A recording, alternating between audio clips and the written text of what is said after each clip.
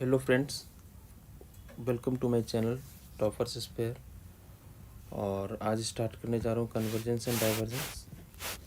ATC के लिए काफ़ी इम्पोर्टेंट टॉपिक है और कई बार इससे क्वेश्चंस पूछे गए हैं, तो मैंने क्वेश्चंस के एनालिसिस किया है और उसके बेसिस पे लेक्चर बनाया है। मेरा टेलीग्राम चैनल तो आपको पता है, ATC_मैथ्स है। आप जाके यहाँ से इसको जो भी पढ़ाऊँगा इसका PDF वहाँ से डाउनलोड कर सकते हैं। मैं नीचे डिस्क्रिप्शन में इसका लिंक डाल दूँगा। होप आप सभी लोग फोटोनिक्स चैनल देख रहे होंगे रिमेनिंग कंटेंट्स के लिए। अभी उस पर रिवीजन सीरीज वगैरह दिया जा रहा है, फॉर्मूले वगैरह, तो आप उसको देखते रहिए। सबसे पहले कुछ बेसिक्स का बात कर लेते हैं। r⁴n एन अप्रोचेज इन्फिनिटी, क्या मतलब है इसका? अभी डिपेंड करता है, देखो यहाँ पर वेरिएबल n है, लेकिन अभी डिपेंड करता है r पे। सपोज मैं r मतलब बेस में 2 ले लेता हूँ और पावर n करता हूँ और n अप्रोचेज इन्फिनिटी लिखा हुआ है यहाँ पर लिमिट। इसका मतलब क्या है कि ये नंबर को आपको इन्फाइनाइट टाइम्स मल्टीप्लाई करना है। वहीं पर अगर यहाँ पे 3 केसेस में मैंने इसको डिवाइड किया, r greater than 1, r equal to 1, एक बार r का वैल्यू इक्वल टू 1 भी ले लेते हैं। इसका क्या मतलब है, 1 को इन्फाइनाइट टाइम्स मल्टीप्लाई करना है। और थर्ड हम ले लेते हैं r का value less than 1, that is n approaches infinity, और लेस देन 1 में 1/2 ले लिया। जस्ट एक एग्जांपल ले लिया, अभी क्लियर हो जाएगा कि इसका आंसर ऐसा क्यों आ रहा है। 2 इंटू 2 इंटू 2 ऐसे मल्टीप्लाई करते हुए तो बढ़ता जा रहा है। 2 इंटू 2 4, 4 2 जा 8, ऐसे बढ़ते जा रहा है। तो डेफिनेटली ये बढ़ते बढ़ते इन्फिनिटी को चला जाएगा, इसलिए मैंने यहाँ इन्फिनिटी लिखा है। अगर ये 1 है, इन्फाइनाइट टाइम्स 1 को मल्टीप्लाई करो, क्या फ़र्क पड़ता है, वो तो 1 ही आएगा। 1/2 को मल्टीप्लाई किया 1/2 से तो 1/4 आया, फिर 1/8। देखो कंटिन्यूस एक कम होता जा रहा है। 1/8 इज लेस देन 1/2 है ना। 1 को 8 पार्ट्स में डिवाइड करना है, तो अगर ऐसे इनफाइनाइट टाइम से मल्टीप्लाई करेंगे तो नंबर बहुत छोटा हो जाएगा और ये जीरो का अप्रोच करने लगेगा। इसलिए इसे यहाँ मैंने जीरो लिखा है। एक्चुअली इस चैप्टर में इसका काफ़ी यूज है, इसलिए मैंने इसको आपको पहले ही बता दिया, इसको ध्यान में रखा। सेकंड, एक लिमिट्स का शॉर्टकट है जो मैंने लिमिट चैप्टर में नहीं बताया था आपको, है ना। ये ट्रिक जो है आपको लिमिट चैप्टर में भी इक्वली यूज होगा। क्या है ये ट्रिक कि अगर मेरे न्यूमरेटर में पॉलिनोमियल है, पॉलिनोमियल मतलब सिर्फ x वाला और x का पावर होल नंबर होना चाहिए, और नीचे भी एक पॉलिनोमियल है x वाला, या मतलब वेरिएबल का पावर सिर्फ होल नंबर होना चाहिए, या वेरिएबल n है, यहाँ भी पॉलिनोमियल। अगर ऐसा कुछ है और लिमिट n अप्रोचेज इन्फिनिटी है, क्वेश्चन इतना आसान हो जाता है इस तरह का। लिमिट में आप क्या करो, सबसे हाईएस्ट पावर है उसको रखो, बाकी सबको नेग्लेक्ट कर दो। यहाँ सबसे हाईएस्ट पावर क्या है, -3 टू द पावर एन, यहाँ भी n³ है तो उसी को रखा, बाकी सबको नेग्लेक्ट कर लिया। बस इसको सॉल्व कर दो, 3/3 -3 आंसर -1, लिमिट सॉल्व होगा। सिमिलरली यहाँ भी देखो, ऊपर भी पॉलिनोमियल, नीचे भी पॉलिनोमियल। ऊपर हाईएस्ट पावर क्या है, n5, उसको लिख दिया विथ कोफिशिएंट। नीचे हाईएस्ट पावर क्या है, n³, उसको लिख दिया विथ कोफिशिएंट। अब ये आ रहा है 7n² n³ से ये कैंसिल आउट होगा, यहाँ n² बचेगा। अब n अप्रोचेज इन्फिनिटी है, देखो ऊपर में इन्फिनिटी है, नीचे कुछ नहीं है। 7 इंटू इन्फिनिटी का स्क्वायर है तो इन्फिनिटी को चला जाएगा, इसका आंसर इन्फिनिटी हो गया। अगर ऑप्शन में इन्फिनिटी है तो आप टिक कर देंगे, अगर इन्फिनिटी नहीं है तो लिखेंगे limit does not exist. Same यहाँ पे करते हैं। ऊपर हाईएस्ट है पावर है n³, उसको लिखा। नीचे हाईएस्ट पावर है n5, इसको लिखा। इससे कैंसिल आउट होगा और 2/7 n² बच जाएगा। n अप्रोचेज इन्फिनिटी, जब n इन्फिनिटी को जाएगा तो ये पूरा का पूरा एक्सप्रेशन जीरो को चला जाएगा, इसका लिमिट जीरो हो गया। क्योंकि किसी भी नंबर का डिनोमिनेटर अगर इन्फिनिटी को जाता है तो नंबर जीरो को चला जाता है, ठीक है। तो ये हो गया आपका, इसको ध्यान में रखा। इस चैप्टर में भी यूज होगा, और लिमिट के क्वेश्चंस भी हम इस तरह के क्वेश्चंस को विद इन फ्यू सेकेंड्स इसको सॉल्व कर सकते हैं। अगला बेसिक है, वो भी इस चैप्टर में यूज होना है। मान लो कहीं लिखा हुआ है 2n+3 divided by 3 to the power n+7, ऐसा कुछ भी एक एक्सप्रेशन है। मैं क्या करता हूँ, इस बार इसके डिनोमिनेटर में जो 7 है इसको हटा देता हूँ, तो ये बन जाएगा 2n+3 डिवाइडेड बाई 3n। अब हमें इन दोनों को कंपैरिजन करना है कि कौन बड़ा है, व्हिच वन इज ग्रेटर। तो देखो किसी का डिनोमिनेटर छोटा करेंगे ना, डिनोमिनेटर जितना बड़ा होगा मतलब क्या है, उस नंबर को उतनी ज़्यादा पार्ट्स में डिवाइड कर रहे हैं। डिनोमिनेटर को हमने छोटा कर दिया है तो डेफिनेटली नंबर क्या हो जाएगा, बड़ा हो जाएगा। ध्यान में रखा, डिनोमिनेटर छोटा नंबर बड़ा, और क्या ध्यान में रखें, न्यूमरेटर बड़ा नंबर बड़ा, न्यूमरेटर छोटा नंबर बड़ा, न्यूमरेटर बड़ा, सॉरी क्या बोल दिया मैं, न्यूमरेटर बड़ा नंबर बड़ा, डिनोमिनेटर बड़ा नंबर छोटा, डिनोमिनेटर छोटा नंबर बड़ा, न्यूमरेटर छोटा नंबर छोटा। माने न्यूमरेटर नंबर के फेवर में होता है, न्यूमरेटर का बढ़ने से नंबर बढ़ता है, न्यूमरेटर के घटने से नंबर घटता है। लेकिन डिनोमिनेटर नंबर के अपोजिट होता है। अगर डिनोमिनेटर को अगर मैं बढ़ाया तो नंबर घटेगा, और डिनोमिनेटर को मैं घटाया तो नंबर बढ़ेगा। माने डिनोमिनेटर जो होता है नंबर के अपोजिट होता है। जैसे यहाँ पे देखो, अगर मैं क्या करता हूँ, इस बार न्यूमरेटर से +3 को गायब कर दिया तो यहाँ पे क्या हो रहा है, न्यूमरेटर पहले इतना था, इस बार न्यूमरेटर कम हुआ तो नंबर भी कम हो जाएगा। तो ये नंबर जो नया नंबर आया है एक कम हो गया, पहले वाला ज़्यादा हो गया, ऐसा साइन आ जाएगा।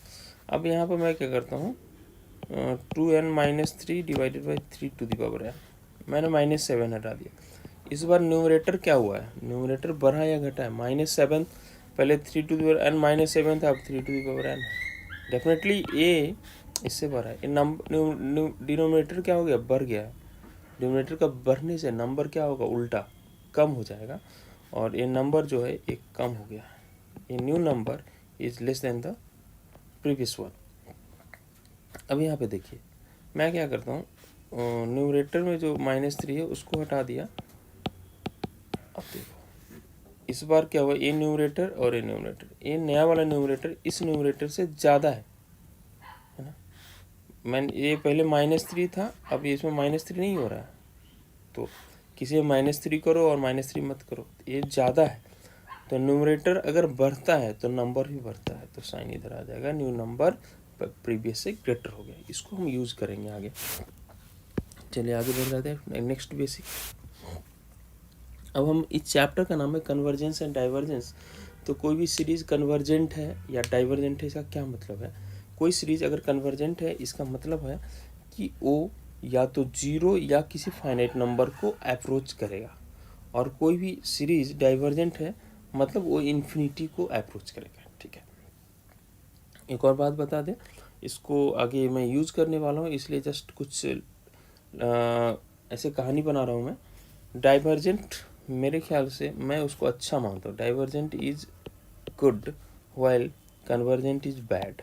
ऐसा क्यों बोल रहा हूँ कि कन्वर्जेंट मतलब कोई जीरो को अप्रोच कर रहा है, कोई फिक्स नंबर को अप्रोच कर रहा है। डाइवर्जेंट मतलब इन्फिनिटी को जा रहा है। अब हमारा बिजनेस है, हमारा सैलरी है ना, हमारा प्रॉपर्टी है, वो डाइवर्ज करे, मज़ा आ जाएगा ना, इन्फिनिटी को पहुँचे। कन्वर्ज करे, यार ज़िंदगी भर कमाया और मेरा प्रॉपर्टी कन्वर्ज हो गया, वो तो होता ही है यार, इनफाइनाइट को तो जाना, सब अंबानी थोड़े ना। तो लेकिन डाइवर्जेंट अच्छा होता है ना, इनफाइनाइट को पहुंचना। तो बस ध्यान रखना, क्वेश्चन में यूज़ करेंगे इसको। डाइवर्जेंट मतलब गुड, कन्वर्जेंट मतलब बैड। चलो अब इस टॉपिक में 2 तरीके के क्वेश्चन पूछे जाते हैं। एक आपको सीक्वेंस का कन्वर्जेंस डाइवर्जेंस पूछेगा, दूसरा सीरीज का कन्वर्जेंस डाइवर्जेंस पूछेगा। सीक्वेंस और सीरीज में क्या डिफरेंस है, देखो जैसे मैंने लिखा 1 2 3 4 ऐसे करके लिख दिया, तो इसके हर टर्म को रिप्रेजेंट करने के लिए मैं इसका nth टर्म क्या लिखूंगा, n। देखो n का वैल्यू 1 रखोगे तो 1 आ जाएगा, n में अगर इसमें वैल्यू 2 रखोगे तो a आ जाएगा, अगर इसमें वैल्यू 3 रखोगे तो a आ जाएगा, अगर इसी में वैल्यू 4 रखोगे तो ये आ जाएगा। मतलब इसके nth टर्म को ये रिप्रेजेंट करता है। तो ये हो गया an = n, एक सीक्वेंस हो गया। अगर मैं इसी में सारे नंबर के में प्लस लगा दूँ तो ये बन जाता है अपना सीरीज। तो इस बार सिर्फ ए एन नहीं लिखेंगे, उसमें सिग्मा भी लगाते हैं। सिग्मा मतलब बार बार again and again again again plus को सिग्मा से रिप्रेजेंट करते हैं। सिग्मा मतलब समेसन, ठीक है। तो यहाँ एन को हमने क्या लिख लिया था, एन, तो समेसन ऑफ एन रिप्रेजेंट करेंगे इसको। तो ए हो गया अपना सीरीज, जबकि ए हो गया अपना सीक्वेंस। उसी तरीके से मान लो अपना अपने पास एक सीक्वेंस गिवन है 149, तो इसको अगर मैं इसका ए एन लिखना चाहूँ, एन एस टर्म, एपी में भी लिखते थे ना, a plus n minus one to d, आप ए एन तो आप लोग लिखना समझते ही। तो आप देखो एन स्क्वायर होगा, क्योंकि 1 का स्क्वायर 1, 2 का स्क्वायर 4, 3 का स्क्वायर 9, तो ए एन हो गया। तो ये हो गया अपना सीक्वेंस। लेकिन अगर इसी सीक्वेंस के हर नंबर के बीच प्लस प्लस प्लस प्लस लगा दिया, तो ये हो गया अपना सीरीज, और इसको रिप्रेजेंट करेंगे ए एन, सिर्फ ए एन नहीं, उसका sigma, that is sigma of n square. ये सीरीज हो गया। ये सीक्वेंस और सीरीज में डिफरेंस है। अब सपोज, अच्छा इसमें एटीसी में ऑलरेडी क्वेश्चन आ चुका है। एटीसी में क्या क्वेश्चन आया है, f n equal to x, x to the power n, for every x belongs to this and for all positive integer n, f n does not converge, f n converged at every point. कुछ कुछ options लिखे हुए हैं, चलो इसको solve करेंगे। लेकिन इसने इस बार हमें यहाँ सिग्मा वगैरह है नहीं, मतलब ये सीक्वेंस का कन्वर्जेंस डाइवर्जेंस पूछ रहा है, ना कि सीरीज का, ठीक है। तो पहले इसका बेसिक समझ लेते हैं कि सीक्वेंस के कन्वर्जेंस डाइवर्जेंस को कैसे सॉल्व करते हैं। अब सीक्वेंस का कन्वर्जेंस डाइवर्जेंस से क्या मतलब है, अगर ये मान लो ये सीक्वेंस का हमने एन टर्म लिख दिया ए टू द पावर एन, और आपको इवेलुएट करना है लिमिट एन अप्रोचेज इन्फिनिटी। अगर आपने इसको इवेलुएट किया और उसका आंसर इन्फिनिटी आने लग रहा है, तो मतलब वो डाइवर्ज कर रहा है, बढ़िया है। अगर मैंने इसी लिमिट को एन निकाला, एन टर्म का एक्सप्रेशन लिखा और उसको सॉल्व किया, और वो जीरो या कोई फाइनाइट नंबर आ रहा है, मतलब वो कन्वर्ज कर रहा है। चलिए कुछ क्वेश्चंस कर लेते हैं, तब आपको ज़्यादा पता चलेगा कि क्या है ये। N equal to n plus 3 into n minus 8 divided by this, ये मेरा ए एन है। हमसे पूछ रहा है कन्वर्जेंट सीक्वेंस है या डाइवर्जेंट है। आपको क्या बताया मैं, आपको सॉल्व करना है limit N approaches infinity A N. अब इसको मल्टीप्लाई कर लेते हैं। इसको आप मल्टीप्लाई करोगे तो यहाँ आ जाएगा n square minus 5n minus 24 divided by n square plus 2n। इसी लिमिट को सॉल्व करना है। अभी शॉर्ट ट्रिक बताया था आपको, ऊपर ही पॉलिनोमियल है, नीचे भी पॉलिनोमियल है, हाईएस्ट डिग्री टर्म से रिप्लेस कर दीजिए। यहाँ पर सबसे हाईएस्ट डिग्री एन स्क्वायर है, मैं यहाँ एन स्क्वायर लिख दिया, यहाँ भी हाईएस्ट डिग्री एन स्क्वायर है, एन स्क्वायर लिख दिया, बाकी सबको इग्नोर कर दिया, ये कैंसिल आउट हो गया और आंसर आ गया 1। ये कुछ फिक्स वैल्यू आ रहा है, मतलब दिस सीरीज इज कन्वर्जेंट, ठीक है। तो कितना आसान क्वेश्चन था ये। अब ये पूछ रहा है कन्वर्जेंट है या डाइवर्जेंट है, फिर से वही कहानी,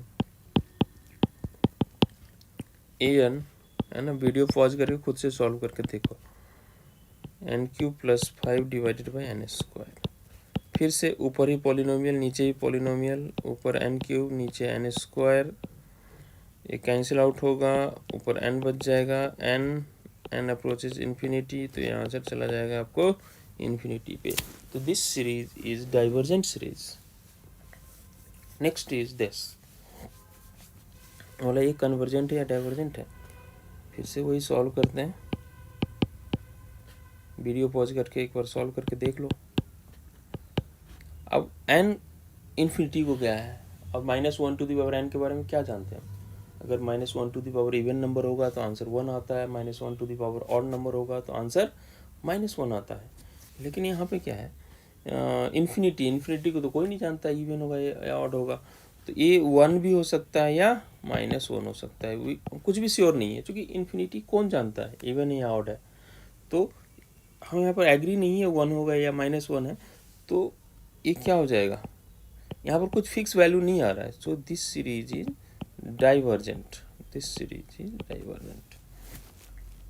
अब एटीसी का आया हुआ क्वेश्चन सॉल्व कर लेते हैं।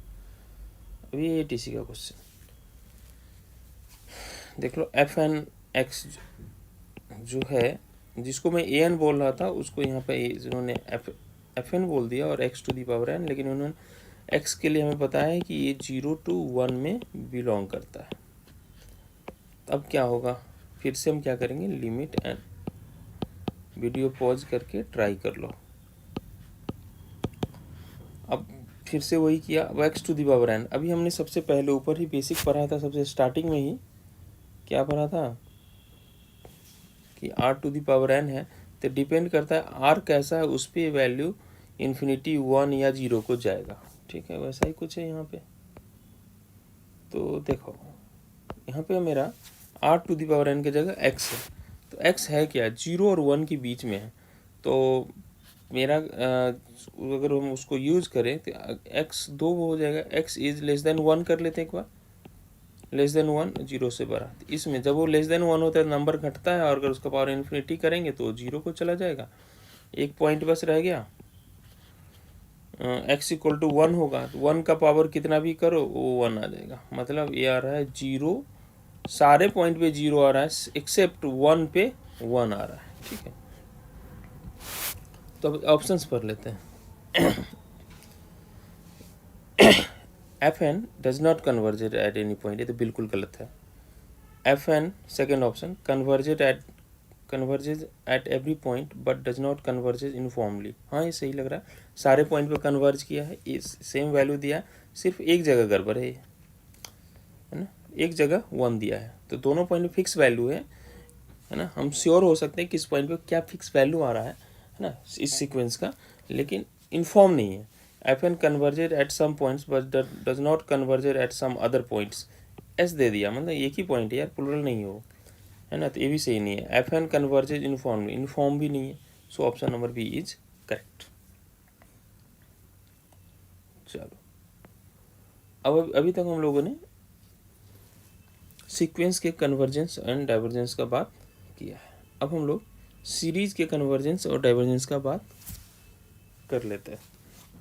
अब सीरीज में क्या होता है, सिर्फ ए नहीं देगा, उसके आगे सिग्मा भी लगा होगा, है ना, इस तरीके का। यहाँ पे n वेरिएबल है, क्वेश्चन के थ्रू समझेंगे। सबसे पहले मान लो ऐसा बोलते हैं, summation of n equal to 1 to infinity, बोले कन्वर्ज करेगा डाइवर्ज करेगा। आप खुद ही इसको ओपन करके देखो, n का वैल्यू 1 डालोगे 1, फिर प्लस n का वैल्यू 2 डालो, फिर n का वैल्यू 3 डालो, ऐसे करके ऐड करते जाएंगे। मान लो ये ऐसे ऐड करोगे तो इन्फिनिटी को ही जाएगा, और किसको जाएगा, नंबर कंटिन्यूस बढ़ ही रहा है, तो दिस सीरीज विल डाइवर्ज। ये लकी है, इनफाइनाइट को जा रहा है।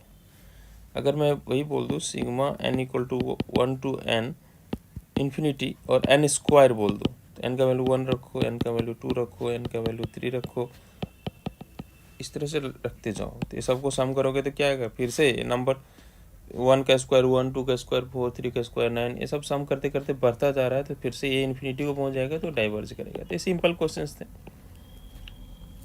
माने किसी क्वेश्चन में इसका यूज करेंगे, डायरेक्टली इस तरह के क्वेश्चन तो पूछे नहीं जाते, यूज करेंगे कि इस तरह n का क्यूब होगा, फिर उसका समेशन ये भी इन्फिनिटी को जाएगा, ऐसे सीक्वेंस डाइवर्ज करते हैं। टाइप 2 क्वेश्चन, यहाँ से पूछने वाले क्वेश्चन शुरू होते हैं। This question is based on geometric progression. Geometric progression तो सबको पता ही है कैसा होता है, एक ए आर है, इसको फिर मैंने आर से मल्टीप्लाई कर दिया आर स्क्वायर, इसको आर से मल्टीप्लाई कर दिया ए आर क्यूब, ऐसे बढ़ते जा रहा है नंबर। ठीक है, अब इसके ऊपर समेशन लगा दिया a r to the power n approaches infinity, तो इसमें है ना बार बार a r to the power n, a constant number है, आर कोई ये भी एक कांस्टेंट है जिसका पावर एन वेरिएबल है, जो कि चेंज होता रहेगा यहाँ से 1 2 3। अगर ऐसा है तो सिंपली आपको आर देखना है, अगर आर ग्रेटर देन 1 होगा तो सीरीज डाइवर्ज कर जाएगा, है ना। अगर आप ग्रेटर नंबर 1 से ग्रेटर देन 1 से मल्टीप्लाई करोगे, समझ लो अगर 5 ले लिया, इसको मैंने 2 से पहले मल्टीप्लाई किया तो ये होगा, फिर इसको 2 स्क्वायर से मल्टीप्लाई किया, फिर इसको 2 क्यूब से मल्टीप्लाई किया, देखो नंबर कंटिन्यूस बढ़ता जा रहा है, तो डेफिनेटली आर ग्रेटर देन 1 हो। इवन अगर 1 हो जाएगा तो बार बार 5 1 से ही मल्टीप्लाई कर रहे हैं, तो ये 5 को भी इनफाइनाइट टाइम्स ऐड करोगे तो सब मिलकर क्या कहाँ पहुँचेगा, इन्फिनिटी को पहुँचेगा। इसलिए अगर जीपी है, अगर किसी कांस्टेंट नंबर से बार बार मल्टीप्लाई हो रहा है उसमें, ये अपने को ध्यान रखना है, a r to the power n type है तो जीपी होता है। अगर आर ग्रेटर देन या इक्वल टू 1 है तो सीरीज डाइवर्ज करेगा, अदरवाइज अगर आर लेस देन 1 है तो सीरीज कन्वर्ज करेगा। ठीक है, इसको ध्यान में रखा। कुछ छोटे छोटे क्वेश्चन देख लेते हैं। अब यहाँ पे summation n equal to 1 to infinity, ठीक है, 1/2 to the power n plus 1। अब ये कन्वर्ज करेगा या डाइवर्ज करेगा? तो ये हमारा स्टैंडर्ड फॉर्म में है नहीं, एक्सपोनेंट का रूल यूज़ करते हैं। एक्सपोनेंट का रूल हमारे पास क्या है? ये रूल तो सभी ने पढ़ा ही होगा, क्या यहाँ भी वही अप्लाई करते हैं? अच्छा, ये भी सबको पता होगा, 1 का पावर n तो 1 ही होता है, तो मैं इसको 1 का पावर n बना दिया। आगे ये भी सबने पढ़ा होगा,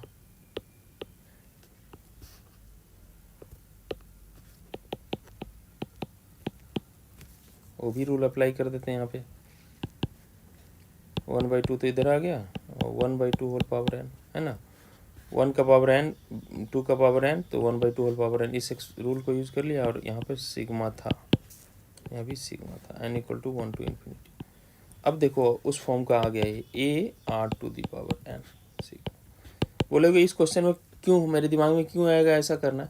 अरे यार क्यों नहीं आएगा? सबसे पहले तो ये ऐसे 2 to the power n plus 1 है, तो ये जो रूल पता है तो ऐसे फर्जी थोड़े नहीं याद किया, यूज़ करेंगे ना। तो इसको यूज़ किया और इस फॉर्म में आ गया। ए का वैल्यू 2 है, 1/2 है, आर का वैल्यू क्या है? कंपेयर करोगे तो 1/2, जो कि एक लेस देन 1 है। अगर आर लेस देन 1 है तो series diverge, geometric series diverge कर जाता है।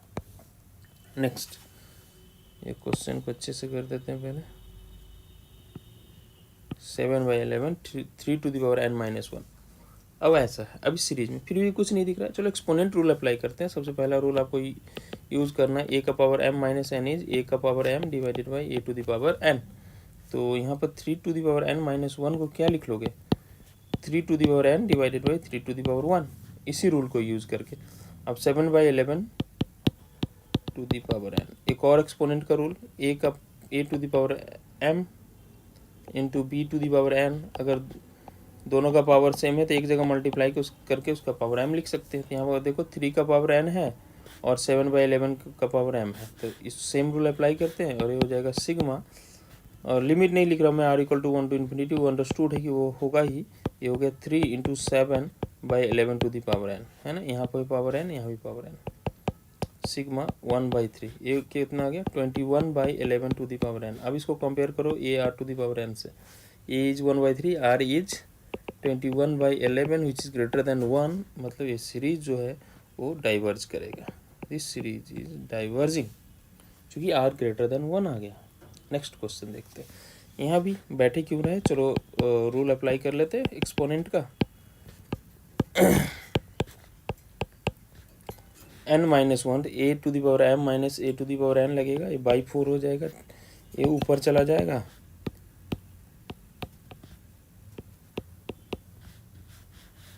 अब देखो यहाँ सेम रूल अप्लाई होगा, दोनों का पावर n है, एक जगह कर लेते हैं 4।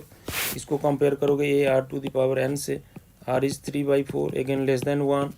अगर r लेस देन 1 है तो सीरीज क्या होगा? कन्वर्ज कर जाएगा।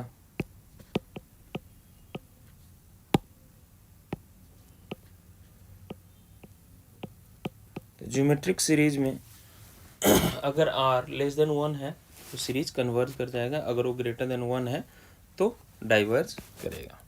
चलिए अब नेक्स्ट टाइप ऑफ क्वेश्चन कर लेते हैं, that is power series based questions. इसमें क्या होता है कि आपको जो आपका an रहेगा वो इस फॉर्म का होगा, 1/n to the power p। ध्यान रखना n वेरिएबल है, p कुछ कांस्टेंट होगा। तो अगर इस फॉर्म का है, पहले कितना कैसा हो रहा था ज्योमेट्रिक प्रोग्रेशन में, a r to the power n, यहाँ क्या है 1/n to the power p। n variable है, p कांस्टेंट है, तो आपको p देखना है। अगर p ग्रेटर देन 1 है तो सीरीज कन्वर्ज करेगा, p less than equal to 1 है तो डाइवर्ज करेगा। अब यहाँ पर बच्चे कंफ्यूज करते हैं कि यार ज्योमेट्रिक प्रोग्रेशन में क्या था, तो मैं दोनों को एक जगह रख के आपको रटवा देता हूँ कि क्या होता है। A r to the power n, ठीक है, इसमें मैंने बोला था r greater than equal to 1, मतलब कन्वर्ज होगा, है ना, ये बढ़ेगा, फलेगा फूलेगा, इन्फिनिटी को डाइवर्ज होगा, है ना, डाइवर्ज, बढ़ेगा फूलेगा, बढ़ेगा फलेगा फूलेगा, मतलब डाइवर्ज होगा, इन्फिनिटी को पहुंचेगा, इसका बिजनेस बढ़ेगा। लेकिन वही अगर r लेस देन 1 होता है, ये कन्वर्ट कर जाएगा, कुछ फिक्स वैल्यू को अटेंड कर पाएगा। अब यहाँ पे देखो, यहाँ पर ग्रेटर देन इक्वल टू 1 में डाइवर्ज होता था, यहाँ कन्वर्ज हो रहा है, तो बच्चे कंफ्यूज होने लगते हैं। ध्यान रखना, यहाँ r देख रहे हैं, यहाँ बेस देखते थे, यहाँ पर पावर देखते हैं, यहाँ पर बेस देखते थे और यहाँ पर पावर देखते हैं। वन फॉर्म तो ये लर्न करना पड़ेगा, मैं आपको रटवा रहा हूँ कैसे दोनों में कैसे डिफरेंस करते हैं। देखो यहाँ पर r जो है, r to the power n, ये न्यूमरेटर जैसा चीज़ है, और न्यूमरेटर में है तो न्यूमरेटर मतलब क्या, ऊपर, डिनोमिनेटर मतलब नीचे, है ना, ऊपर। अगर कोई ऊपर है तो वो 1 से भी ऊपर रहे, है ना, तो अच्छा करेगा, डाइवर्ज करेगा, ज़िंदगी में आगे बढ़ेगा। कोई ऊपर है तो मैं चाहूँगा वो उसका वैल्यू भी ऊपर रहे, r greater than equal to 1 रहे, 1 से ऊपर है तो डाइवर्ज करेगा। अगर कोई ऊपर है उसका वैल्यू नीचे आ गया 1 से, तो कन्वर्ज कर जाएगा ना, वो सही नहीं है, ट्रेंड के अपोजिट जा रहा है, क्योंकि 1/n to the power p। अब यहाँ पर देखो, ये जो है डिनोमिनेटर में है, ये जो टर्म है अपना डिनोमिनेटर में है, डिनोमिनेटर में है मतलब नीचे है। मतलब मैं चाहूँगा ये अचीव करे इनफाइनाइट को, इसके लिए जो नीचे है उसका वैल्यू भी नीचे ही होना चाहिए। मतलब p का value less than equal to 1, 1 से अगर नीचे रहेगा तो डाइवर्ज करेगा, इनफाइनाइट को अचीव करेगा। लेकिन वही अगर ये नीचे है और इसका वैल्यू, p का वैल्यू ग्रेटर देन 1 आ रहा है, देखो नीचे है और ऊपर वैल्यू आ रहा है, नहीं, ये ट्रेंड के अपोजिट है। मैं बोलूँगा तुम बर्बाद हो जाओगे, तुम्हारा वैल्यू कन्वर्ज हो जाएगा। समझ में आया कैसे रटवाया हमने? ये नीचे है p, तो p नीचे है तो p लेस देन 1 होगा तो बढ़ेगा, डाइवर्ज होगा, लेस देन इक्वल टू 1 है। अगर वो नीचे है और उसका वैल्यू ग्रेटर देन 1 हो गया, ट्रेंड के अपोजिट है, तो कन्वर्ज कर जाएगा। चलो याद हुआ तो ठीक है, नहीं तो आप तो इसको लर्न कर ही सकते हो लॉजिकली, जैसे भी है। ये तो रट्टा मरवा रहा था, कोई मतलब नहीं है इसका, मैं सोचा कि आपको लर्न हो जाए और कुछ नहीं। चलो क्वेश्चन सॉल्व करते हैं। जैसे ये क्वेश्चन है, बिल्कुल ये पावर सीरीज से मैच कर रहा है, n to the power p, है ना। यहाँ पर n equal to 1 to infinity या 2 टू कुछ भी लिखा रहेगा, उससे फ़र्क नहीं पड़ता है। n का वैल्यू किसी से भी स्टार्ट करे, कोई फ़र्क नहीं पड़ता। अगर इसको कंपेयर करें 1/n to the power p से, तो p क्या है, 3। अच्छा, ये नीचे है और इसका वैल्यू मैं चाहूँगा आबाद होने के लिए, डाइवर्ज होने के लिए, इसका वैल्यू 1 से नीचे हो या इक्वल हो, लेकिन ये 3 आ गया, ट्रेंड के अपोजिट। ओ, तुम कन्वर्ज करोगे। यहाँ पे इसको क्या लिख सकते हैं, यहाँ पर मैंने लिमिट कुछ नहीं लिखा, यहाँ कुछ लिखा रहेगा, उसके लिए आप कोई टेंशन मत लो, ऐसा है। अब यहाँ पर p क्या है, 1/n to the power p से अगर कंपेयर करोगे तो p कितना है, 1/2। अच्छा, ये नीचे है, ये तो नीचे है, तो इसका वैल्यू लेस देन 1 होना चाहिए, और लेस देन 1 है भी, मतलब ये बढ़ेगा, डाइवर्ज होगा, ज़िंदगी में आगे बढ़ेगा। अब इसकी बात कर रहे हैं, समेशन ऑफ 1/n। यहाँ p का वैल्यू क्या है, अगर इसको कंपेयर करोगे 1/n to the power p से, p का वैल्यू 1 है, नीचे है, इसको नीचे ही रहना चाहिए था, इक्वल भी चलेगा, ये भी आपका डाइवर्ज कर जाएगा। नेक्स्ट ऐसा, अब इसको कंपेयर करोगे 1/n to the power p से, तो यहाँ p का वैल्यू क्या है, p का वैल्यू 2 है, नीचे है, तुम्हें 1 से नीचे होना चाहिए था डाइवर्ज करने के लिए, लेकिन तुम ट्रेंड के अपोजिट जा रहे हो, तुम कभी ज़िंदगी में आगे नहीं बढ़ोगे, तुम कन्वर्ज करोगे। ठीक है, तो ये मेरा कुछ बेसिक क्वेश्चंस थे जिसको हमने यहाँ पे सॉल्व किया है। अब नेक्स्ट टाइप बच रहा है, जब सीरीज मेरा neither in GP nor in power series हो, तो उस क्वेश्चंस को कैसे सॉल्व करते हैं, इसको मैं नेक्स्ट वीडियो में डिस्कस करूँगा। ओके, ठीक है, जल्दी नेक्स्ट वीडियो डालेंगे। मेरे पास कंटेंट्स रेडी है, बस वीडियो का लेंथ ज़्यादा नहीं हो जाए, इसलिए मैंने यहीं पे इसको ख़त्म कर दिया।